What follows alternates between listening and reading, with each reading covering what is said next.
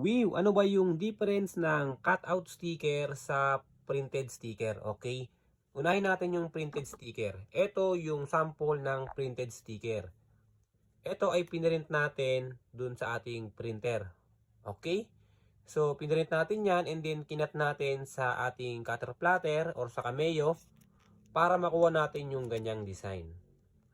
Then, yung isa naman na cutout sticker na tinatawag, so ito yon.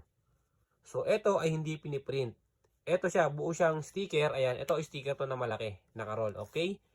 So, nakaroll na sticker and then, hindi na kailangang i-print yan kasi yung mismong design niya ay ikakat mismo ni Cameo.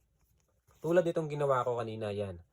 So, yun lang naman yung difference ng cutout tsaka ng printed. Ang printed, piniprint.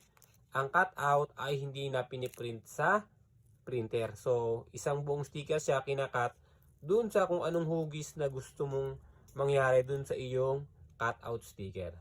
So, yun lang naman yung kanyang pinaka-explanation dun. Kasi merong naguguluhan dun sa printed tsaka sa cutout sticker na sinasabi natin. So, yan po yun. Hindi na po kailangan i-print ang cutout sticker, lalo na yung mga car sticker na ganito. Woo!